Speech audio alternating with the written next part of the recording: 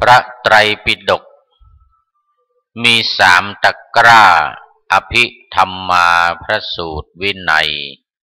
อาตมาจะนำมาขยาย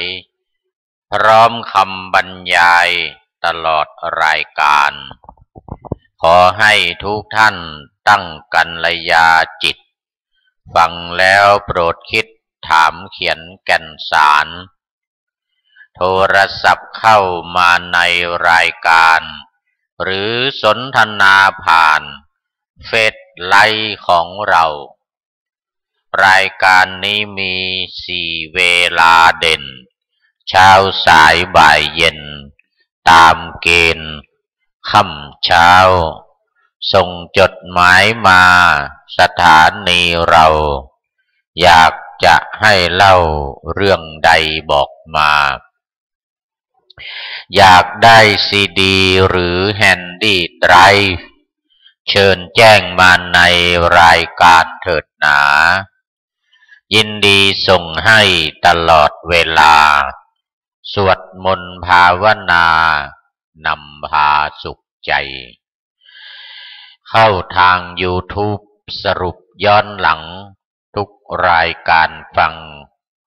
ชมอย่างสบายพิมพ์คำว่าวัดฝายหินนั้นไซท่านก็จะได้ชมรายการดี104.5 FM ขอบอกฝายหิน .org livebox.me ชมได้ทั้งทางดีทีวีโทรทัศน์สีคณะสงฆ์ไทยโปรดช่วยบอกต่อพ่อแม่พี่น้องญาติมิตรพวกพ้องในท้องถิ่นไกลหลายอำเภอในจังหวัดเชียงใหม่ฟังวิทยุไม่ได้ดังใจปองต้องอาศัยอินเทอร์เน็ตชมฟังเข้าเว็บไซต์ดังของคลื่นทั้ง2คือวัดฝายหินและมช.รองให้ชนทั้งผองเข้าชมทุกวันจังหวัดไกลห่างและต่างประเทศทุกทวีปเขตในจักรวาล YouTube เฟซไลน์เปิดไว้ตลอดกาลเข้าชมฟังผ่านตลอดวันเวลา24 ชั่วโมงโก่งคอบรรยายวิทยากรหลายลวดลายเลิศล่าดีเจเชี่ยวชาญรายการนาทั้งการศึกษาและปฏิบัติธรรมช่วงที่1เป็นปกิณณกะพูดเรื่องสัพพะสาระเลิศล้ำเป็นเรื่องทั่วไปเช่นกิจกรรมคณะสงฆ์ธรรมทั่วประเทศไทยช่วงที่2เป็นเนื้อหาสาระอภิธรรมะพระสูตรวินัยจากไตรปิฎกล้วนยิ่งใหญ่ช่วงที่3ไซวิปัสสนาคือประพฤติวัดปฏิบัติธรรมช่วยแนะและนำบำเพ็ญจิตตาทำสมาธิให้จิตแกร่งกล้ากรรมฐานพาสุขาใจกาย2ช่วงแรกนั้นเป็นการศึกษาพุทธศาสนาจากปิฎกทั้งหลายทั้งผู้รับฟังทั้งผู้บรรยายจะพากันได้พระปัญญาญาณช่วง3จะได้ให้ใจหลุดพ้นจากปุถุชนสู่พระนิพพานประสบสุขสันต์อย่างมหาศาลชมฟังรายการณบัดนี้เถิดขอถวายความนอบน้อมแด่พระรัตนตรัยมีพระพุทธเจ้าเป็นต้น ขอถวายความเคารพพระมหาเถระพระเถรานุเถระเจ้าคณะพระสังฆาธิการทั่วโลกและขออำนวยพรท่านผู้ฟังและท่านผู้ชมทางวิทยุและวิทยุอินเทอร์เน็ตทุกท่านวันนี้รายการวรไตรปิฎกลอยฟ้าภาคภาษาไทยกลางก็มีโอกาสมานำเสนอแทนรายการของวัดป่าแดงมหาวิหารซึ่งดำเนินรายการโดยท่านพระครูโคสิทธิ์ปริยัตยาภรณ์ณวันนี้พระเดชพระคุณหลวงพ่อก็ยังไม่สะดวกในการมาจัดรายการจึงให้พระไตรปิฎกมาแทนมวยแทน อันนี้ในช่วงแรกในเรื่องของด้านปกิณกกถาก็จะได้พูดถึงเรื่องของกิจกรรมการเขาเรียกว่าประเพณีประเพณีที่สำคัญเช่นในวันออกพรรษาหลังจากออกพรรษาไปแล้ว1 เดือนเนี่ยในระยะเวลา1 เดือนก็จะเป็นเรื่องของการทอดกฐินและผ้าป่าหางกฐินบางเจ้าภาพนี่ก็จะจัดผ้าป่าอีกต้นหนึ่งต่างหากเลยทั้งผ้าป่าทั้งกฐินทอดถวายคนละบุญว่างั้นคนละบุญอย่างวัดฝายหินปีนี้ก็พิธีการทอดกฐินกำหนดในวันที่27 ตุลาคมออกพรรษา3 วันโดยวันที่25นั่นก็เป็นการทำบุญตักบาตรเทโวโรหณะแล้ววันที่24เป็นวันมหาปวารณาออกพรรษาของพระสงฆ์องค์เนนอยู่อีก1 ราตรี1 คืนจนรุ่งเช้าก็อธิษฐานออกพรรษาได้ทั้งวันออกพรรษาส่วนวันที่24นั่นก็ถือว่าเป็นการออกพรรษาลาพระของศรัทธาญาติโยมที่มาทำบุญตักบาตรมานอนวัดรักษาศีล 5 ศีล 8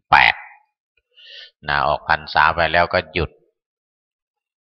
พอในพรรษาก็พากันมาอีกอย่างเงี้ยก็เป็นกิจกรรมเป็นประจำทุกปีอย่างต่อเนื่องดังนั้นก็กิจกรรมในวันออกพรรษาหรือวันมหาปวารณานี่ก็เกี่ยวข้องอยู่ในวันที่24-25แต่วันที่23นี่บังเอิญวันที่23ที่จะถึงเนี่ยมันเป็นวันปิยมหาราชคือวันที่พระบาทสมเด็จพระเจ้าอยู่หัว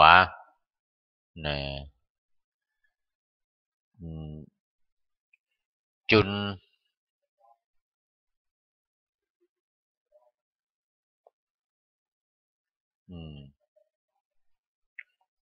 ปิยมหาราชจุลจอมเกล้าเจ้าอยู่หัวจุลจอมเกล้าเจ้าอยู่หัว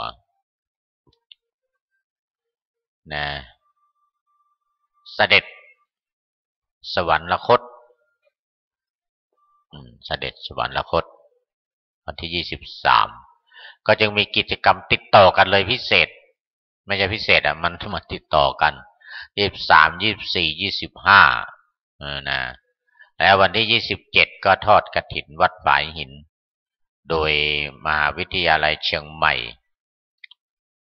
ผู้บริหารคณาจารย์เจ้าหน้าที่นักศึกษา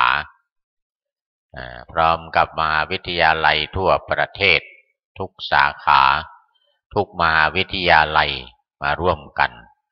และคณะสัตยาญาติโยมวัดฝายหินก็จะได้ร่วมกิจกรรมนี้ ปีละครั้งซึ่งปีหนึ่งจะมีครั้งหนึ่ง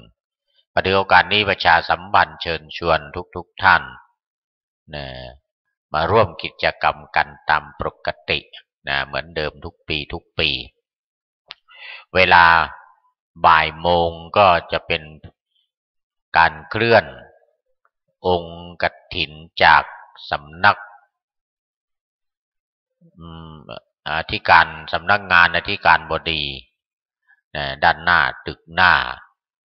มารวมกันที่รวมกันก็ยาวมาถึงหน้าข้างๆศาลาธรรมข้างๆศาลาธรรมตั้งขบวนก็แห่มาที่วัดฝายหินประมาณบ่าย2 โมงมาถึงวัดฝายหินตามปกติเหมือนเดิมทุกปีก็ถือโอกาสประชาสัมพันธ์อีกเหมือนกันได้ร่วมกันบุญกฐินประเพณีแล้วก็วันที่23นั้นถอยไป23อีกนิดหนึ่งก็คือว่าก็จะมีกิจกรรมการทำบุญตักบาตรที่หน้าสำนักงานศาลจังหวัดเชียงใหม่หน้าศาลากลางศาลากลางจังหวัดเชียงใหม่เวลา 6:30 นาทีก็เป็นพิธีเจริญชัยมงคลคาถาวางพวงมาลาพวงหลีดอะไรแล้วก็ทำบุญอุทิศพระราชกุศลถวายแด่องค์พระปิยมหาราชพระบาทสมเด็จพระจุลจอมเกล้าเจ้าอยู่หัวรัชกาลที่5อันนี้ก็ประชาสัมพันธ์เชิญชวนไปร่วมกันหน่วยงานองค์กรพุทธศาสนาต่างๆตลอดถึงศรัทธาประชาชนในจังหวัดเชียงใหม่ก็ขอเชิญชวนได้ไปร่วมกันก็นี่เป็นกิจกรรมประจำทุกๆปีแล้วก็ในตอน9 นาฬิกา9 ถึง 10 นาฬิกาก็จะมีพิธีเจริญพระพุทธมนต์ที่วัดหนองแสะวัดหนองแสะอำเภอสันกำแพงหนองแสะอำเภอสันกำแพงหนึ่งในงานเดียวกันและตอนเย็นก็ไปงานเดียวกันวันปิยมหาราชที่วัดดอนจันทน์ท่านเจ้าคุณพระประชานาถมุนีเจ้าอาวาสวัดดอนจันทน์ก็เป็นประธานในการจัดงานถวายเป็นพระราชกุศลแด่พระบาทสมเด็จพระเจ้าอยู่หัวจุลจอมเกล้าเจ้าอยู่หัวรัชกาลที่5องค์ปิยมหาราชเรียกว่าทั้งวันเลยวันที่23เลย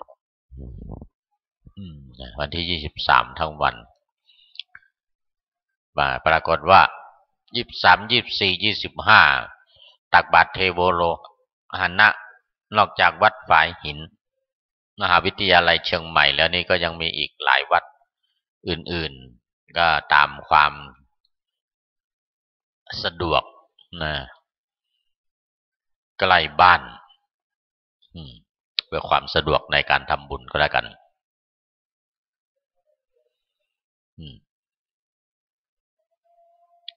สำหรับการปฏิบัติธรรมก็วันที่12 13 14ที่พุทธมณฑลจังหวัดเชียงใหม่คณะสงฆ์จังหวัดเชียงใหม่ทุกอำเภอได้มาร่วมกันจัดกิจกรรมการปฏิบัติวิปัสสนากรรมฐานโดยมีพระเดชพระคุณท่านเจ้า ลวงพ่อเจ้าคุณพระพรหมมงคลหรือหลวงปู่ทองสิริมังคโลเป็นประธานพระวิปัสสนาจารย์แล้วก็มีผู้แทน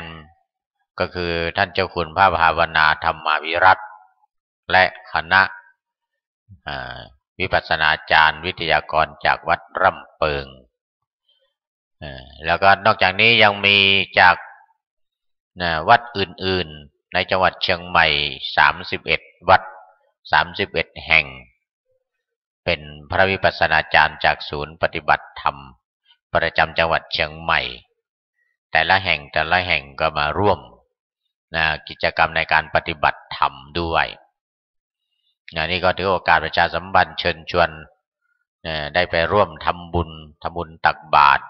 เป็นเจ้าภาพภัตตาหารเช้าเพลน้ำปานะในตอนเย็นตอนเช้าตอนกลางคืนตามสะดวกสบายของท่านอย่างเมื่อวันศุกร์เสาร์อาทิตย์ที่ผ่านมาวัน12 13 14ศุกร์เสาร์อาทิตย์ที่ผ่านมานี่ก็มีศรัทธาญาติโยมหมู่บ้านหมู่ที่6บ้านหมู่ที่6บ้านหมู่ที่4ตำบลป่าเมี่ยงเป็นเจ้าภาพถวายภัตตาหารเช้านำปานะทั้งเช้าทั้งเย็นพระเดชพระคุณหลวงพ่อพระพรหมมงคลเป็นเจ้าภาพภัตตาหาร1มื้อตอนเพล 15,000 บาทแล้วในวันในเดือนพฤศจิกายนนี่ก็ถือโอกาสประชาสัมพันธ์หน่อยพฤศจิกายนวันที่12 13 14แต่เป็นวันจันทร์อังคารพุธเนื่องจากว่าในช่วงนี้มีงานกฐินกันก็เปลี่ยนจากศุกร์เสาร์อาทิตย์เป็นวันจันทร์อังคารพุธวันจันทร์วันอังคารวันพุธและวันอังคารกับวันพุธก็มีการทำบุญตักบาตรตามปกติการทำบุญตักบาตรก็เชิญชวนก็จะมีญาติโยมในหมู่บ้านหมู่ที่4ของตำบลป่าเมี่ยงบ้านโป่งกลุ่มเป็นเจ้าภาพถวายน้ำปานะแล้วก็ถวายข้าวต้มในตอนเช้าวันที่13เช้าวันที่14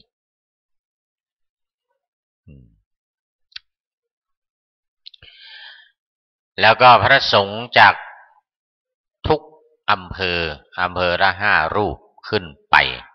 มาร่วมปฏิบัติธรรมกันทั้งหมดก็จะเป็น125 รูป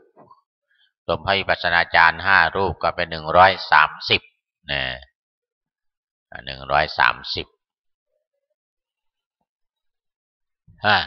นนี้ก็เป็นกิจกรรมต่างๆของคณะสงฆ์จังหวัดเชียงใหม่คณะสงฆ์อำเภอเมืองเชียงใหม่ตำบลต่างๆอย่างวันนี้ก็ไปร่วมทำบุญถือโอกาสประชาสัมพันธ์บอกเรียกปฏิทานะใหม่บุญสำเร็จด้วยการบอกกล่าวคณะสงฆ์อำเภอเมืองเชียงใหม่คณะศรัทธาทุกครัวเรือนในอำเภอเมืองเชียงใหม่คณะสงฆ์ศรัทธาญาติโยมร่วมกันทุกวัดในอำเภอเมืองเชียงใหม่ก็ได้ไปร่วมทำบุญทอดผ้าป่าที่โรงเรียนศรีสังวาลโรงเรียนเพื่อการกุศลของเด็กคนพิการที่ตำบลหนองหานอำเภอสันทรายจังหวัดเชียงใหม่มาแล้วในช่วงเช้าก่อนเพลมีพิธีทำบุญสืบชะตาให้ท่านรองผู้ว่าราชการจังหวัดเชียงใหม่ไปเป็นประธานผ่านไปแล้วในตอนเช้าวันนี้คณะสงฆ์คณะศรัทธาอำเภอเมืองเชียงใหม่ก็ร่วมบริจาค10,000 บาททุกครัวเรือนทุกวัดในอำเภอเมืองเชียงใหม่อันนี้ก็ขออนุโมทนาขอบคุณแล้วก็ เป็นทำบุญเป็นปฏิทานนามัยบอกกล่าวให้รับทราบโดยทั่วกันให้ได้บุญทั่วถึงกันก็เป็นการทอดผ้าป่าในการจัดกิจกรรมของทุกปีละครั้งหนึ่งที่โรงเรียนศรีสังวาลซึ่งก็เป็นชื่อของสมเด็จย่าชื่อของสมเด็จย่า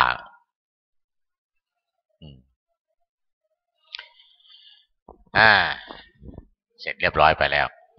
อันนี้ก็มาเข้าสู่ช่วงที่สองของรายการพระไตรปิฎกลอยฟ้าซึ่งเราเรียกกันว่าเรียกช่วงที่สองนี่ก็คือช่วงศาสดาลอยฟ้าศาสดาคือพระ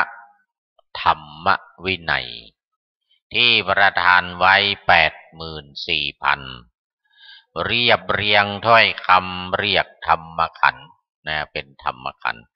เก็บไว้รวมกันในปิฎกตรีปิฎกตรีก็ปิฎกทั้งสามไตรปิฎกนั่นเอง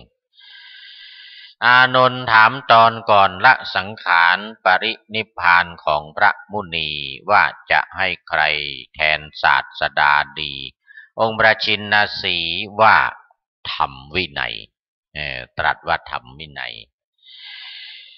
ช่วงศาสดาลอยฟ้าวันนี้ธรรมวินัยมีชีวีสดใส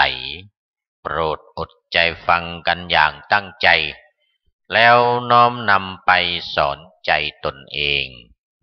ธรรมะจะช่วยอวยชัยให้สุขวินัยจะปลุกให้เป็นคนเคร่ง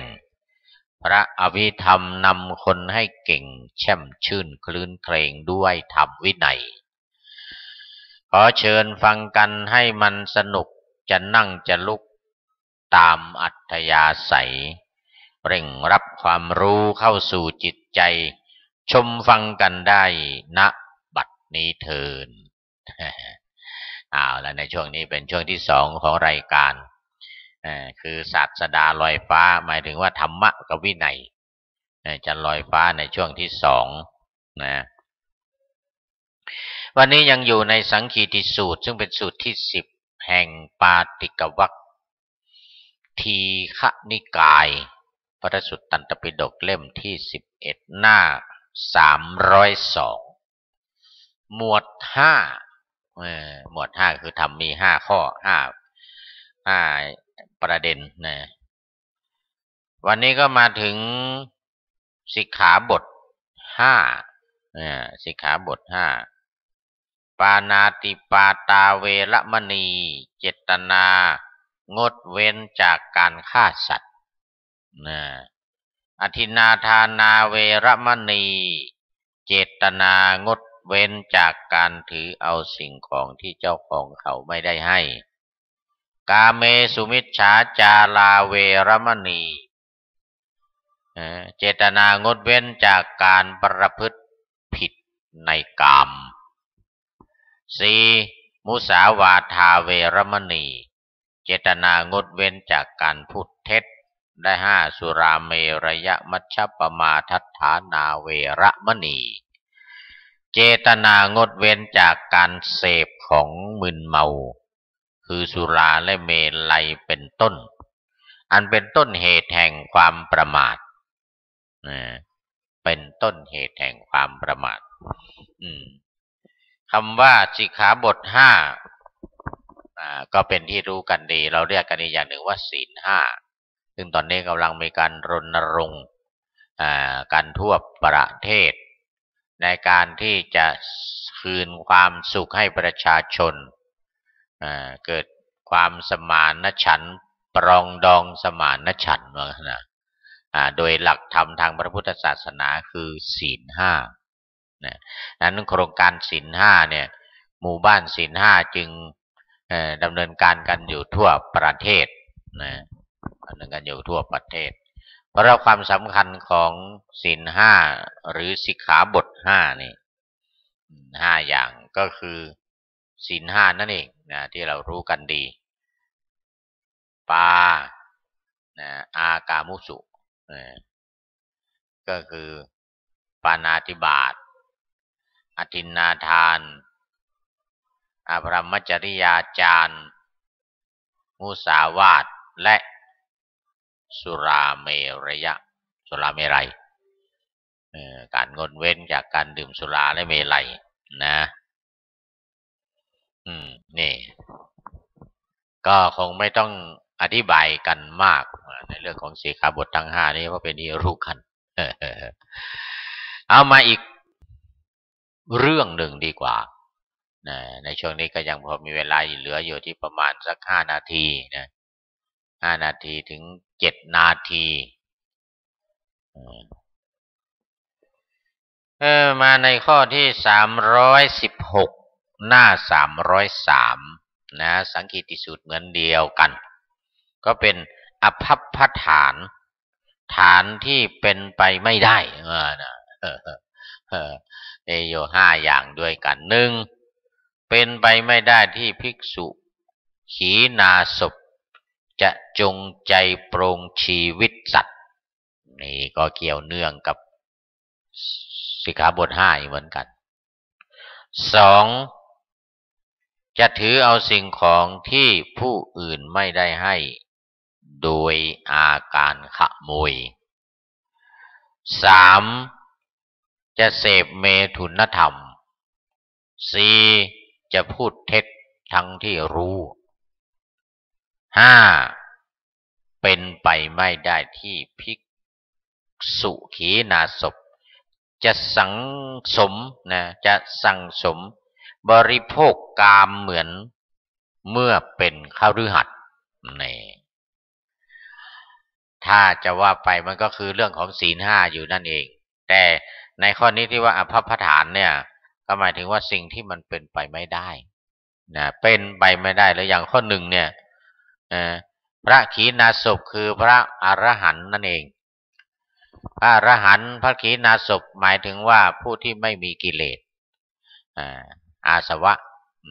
เอาวอแหวนเนี่ยเป็นพอพานก็เป็นศพไปเลยสวะให้นะขีณาสพพระผู้ไม่มีกิเลสพระผู้เข้าสู่ปรินิพพานเรียบร้อยแล้วเป็นไปไม่ได้เลยในการที่ว่าจะฆ่าสัตว์ลักทรัพย์เล่นชู้หรือเป็นคู่ผัวเมียของคนอื่นเนี่ยกล่าวคำปดมดเท็จและดื่มเครื่องมึนเมาทั้งหลายมีสุราและเมลัยเป็นต้นเป็นไปไม่ได้เพราะอะไรเพราะพระขีณาสพหมดกิเลสหมดตัณหาแล้วกิเลส1,500ตัณหา108ไม่มีสังโยชน์10ประการก็ไม่มีแล้วจะไปทำอะไรในการที่จะไปฆ่าสัตว์ลักสิ่งของคนอื่นเป็นไปไม่ได้เลยจะไปมีชู้สู่ผัวสู่เมียสามีภรรยาของคนอื่นก็เป็นไปไม่ได้นะจะพูดปดก็เป็นไปไม่ได้ดื่มเครื่องดองของเมาทั้งหลายก็เป็นไปไม่ได้เพราะความเป็นขีณาสพคือมีอาสวะสิ้นไปนะขีณะแปลว่าสิ้นอาสวะแปลว่ากิเลสทั้งหลายสังโยชน์ทั้งหลายเนี่ยเป็นไปไม่ได้เลยในการที่ว่าจะผิดศีลทั้ง5ข้อนี้นะอันนี้เป็นฐานะที่เป็นไปไม่ได้หรืออภัพพฐานะเรื่องที่2พยสนะหรือวิบัติ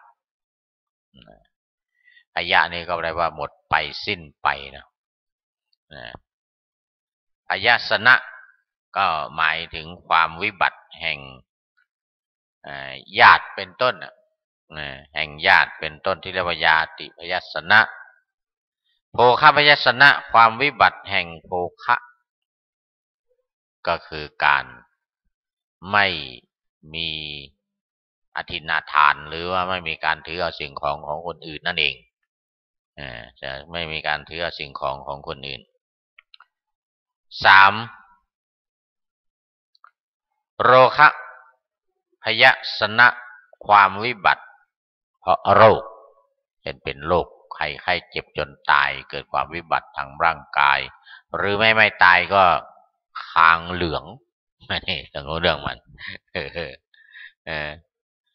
ไม่ตายก็คางเหลืองนะพยัสนะนะ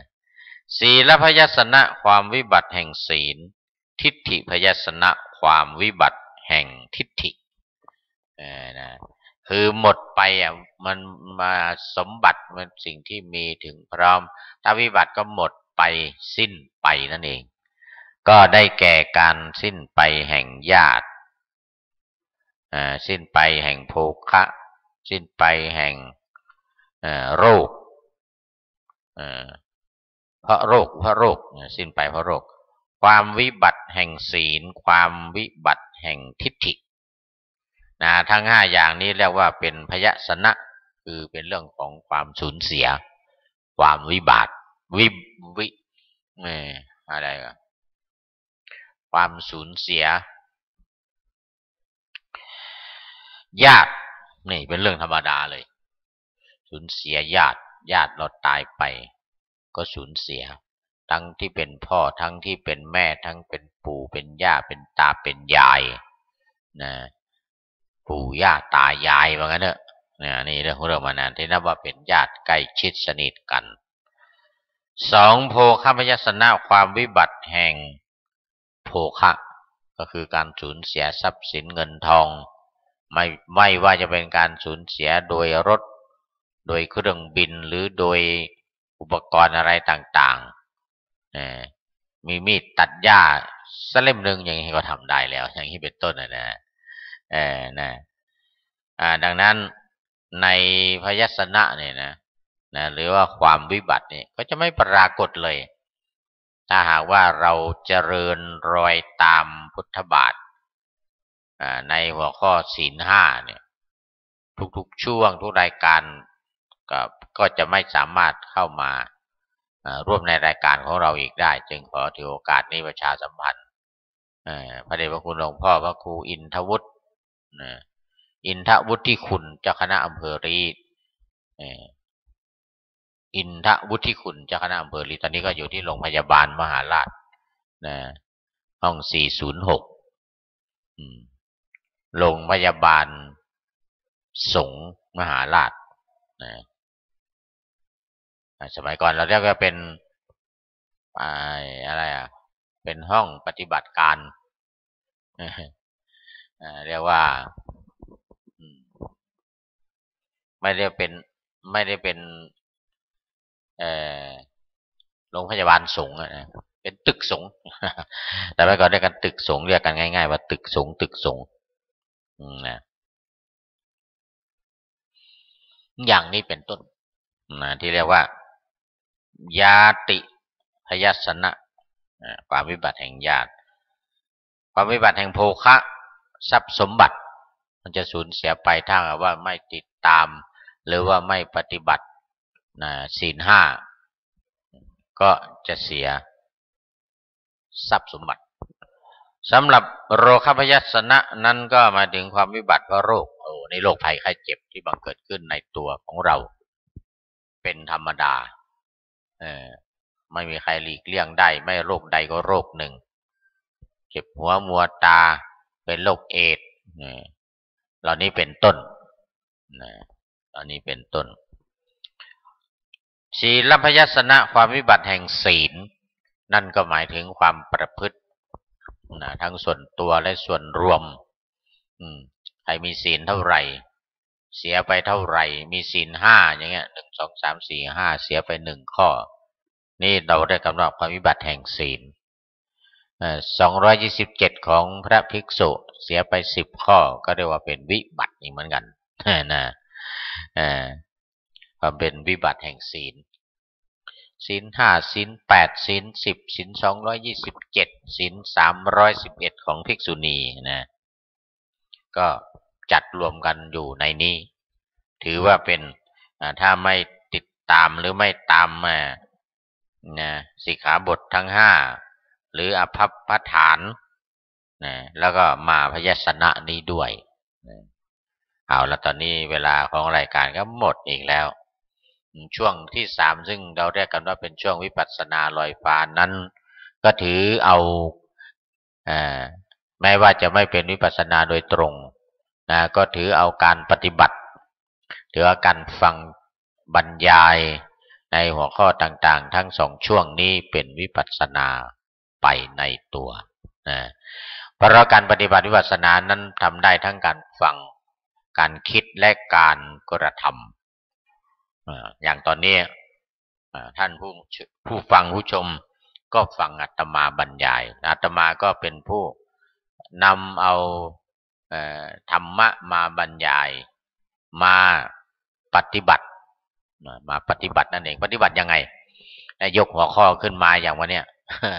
ตั้งหลายหัวข้อเนี่ยสิกขาบท5ประการอย่างนี้ยกขึ้นมาก็เป็นวิตกเขาเรียกว่าการปฏิบัติการกระทำในวิปัสสนาเนี่ยนะวิตกก็คือการยกหัวข้อขึ้นมาในเรื่องของอภัพพฐานอีก5ข้ออย่างเงี้ยแล้วก็พยัญชนะอีก5ข้อข้อไหนมีความหมายอะไรยังไงตีความหมายอธิบายความไปมันก็เป็นวิปัสสนาเป็นวิปัสสนาไปในตัวเป็นวิปัสสนาโดยตรงเป็นสายตรงซะด้วยเป็นวิปัสสนาสายตรงก็ซึ่งถือกันว่าเป็นการปฏิบัติตามหลักการฟังการคิดและการกระทำเอาแล้ววันนี้เวลาของรายการหมดอีกแล้วนะต้องขอนำรายการนี้จากท่านผู้ฟังไปฟังทุกท่านให้เจอกันใหม่อีกในพรุ่งนี้วันอังคารพอดีตอนเช้าแต่ว่าเป็นพระอภิธรรมเป็นพระอภิธรรมท่านที่ได้รับฟังรับชมรายการพระอภิธรรมหรือรายการของพระสูตรยังไงก็เชิญติดตามกันได้2 ช่วงแรกนั้นเป็นการศึกษาพุทธศาสนาจากปิฎกทั้งหลายทั้งผู้รับฟังทั้งผู้บรรยายจะพากันได้พระปัญญาญาณช่วง3จะได้ให้ใจหลุดพ้นจากปุถุชนสู่พระนิพพานประสบสุขสันต์อย่างมหาศาลขอให้ทุกท่านถึงนิพพานเถิดขอเจริญพร